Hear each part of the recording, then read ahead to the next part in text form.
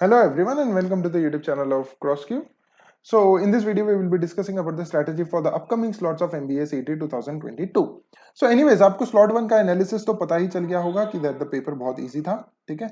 But then I will decode more about slot 1 कि what were the challenges, what were the good things and what were the bad things about the slot 1, ठीक है? So मैं इसमें ये नहीं बताऊंगा कि किसके कितने क्वेश्चंस हैं, क्या है, वो सब लोग अलग-अलग चैनल्स पे आ चुका है, but I will decode the important points that were or the important takeaways from the slot 1, and based on that we will decide the strategy for the upcoming slots. So let's start.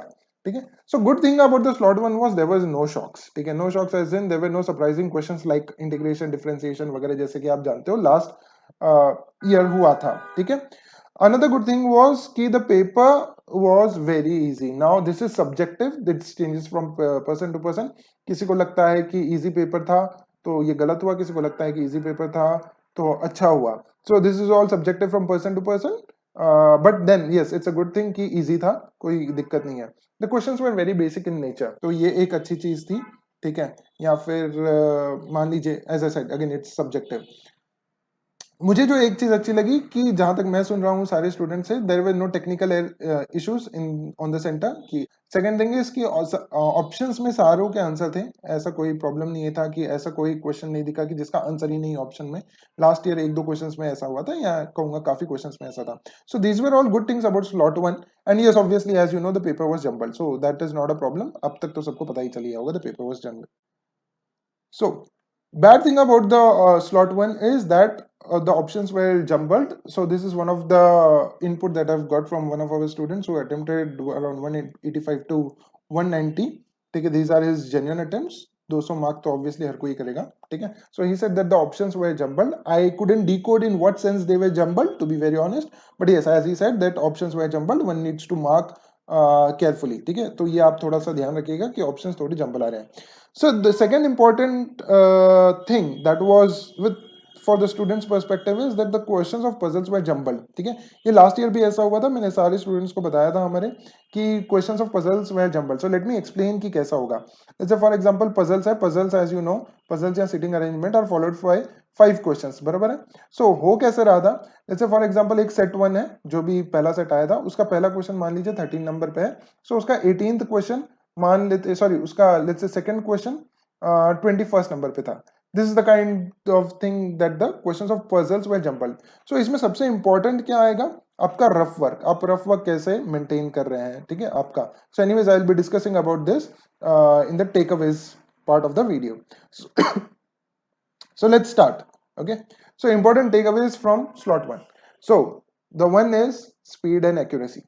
Speed और accuracy सबसे ज्यादा important रहेगी slot 1 में, slot 1 या आगे के slots में. ठीक है, जिसका स्पीड भी अच्छा है एंड मोस्ट इंपॉर्टेंटली एक्यूरेसी भी काफी ज्यादा अच्छा है, उसी का स्कोर अच्छा आएगा या वही जेबी में जाएगा. सी लेट्स अंडरस्टैंड कि इजी तो सबको लग रहा है पेपर, ठीक है, बट आप स्पीड रिक्वायर्ड फॉर जेबी अगर मैं कहूँ, या फिर attempts required for JB obviously high जाने वाले हैं. ठीक है, और अगर आप मान लीजिए 200 अटेम्प्ट तो करके आए लेकिन ओवर स्पीड करके आपका एक्यूरेसी लेट्स से 60% आया या 70% आया, तो ऑब्वियसली अगर अगेन आपका जेबी तो नहीं हो रहा है. So a balance of speed and accuracy will play a key role. ठीक है, क्वेश्चन इजी है, so try and maintain an accuracy level of let's say 85% to 90% कम से कम मेंटेन करने की कोशिश कीजिए, because that is highly possible. Question काफी easy है. ठीक है, so you have to maintain a balance of speed and accuracy. That is one important thing. Second most important thing, as I said, for the puzzles or other thing is importance of good rough work. ठीक है, so अगर आप puzzles कोई भी solve कर रहे हैं तो please make sure कि आप एक puzzles या sitting arrangement के लिए एक अलग ही रफ शीट ले ले. ठीक है, so do not mix it with other questions. ठीक है, सिलॉजिज्म के लिए इसके उसके लिए मिक्स मत कीजिए. पजल्स और सिटिंग अरेंजमेंट का रफ शीट अलग ही रखिए, सो दैट मान लीजिए एक पजल आ रहा है, अभी उसने आपने सॉल्व किया एंड उसका नेक्स्ट क्वेश्चन बहुत आगे जाके आ रहा है, so you can immediately refer to this rough sheet and you know mark the answer. तो आपको वापस पजल सॉल्व करने की जरूरत नहीं पड़ेगी.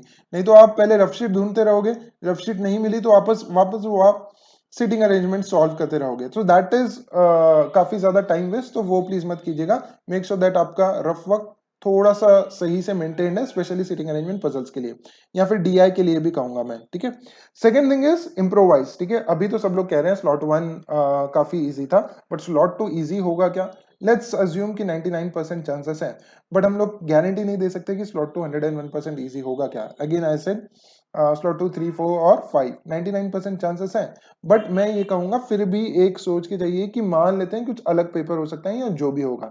सो स्टार्टिंग के 5 मिनट्स में जो भी आपको लेवल ऑफ डिफिकल्टी लगे, इजी,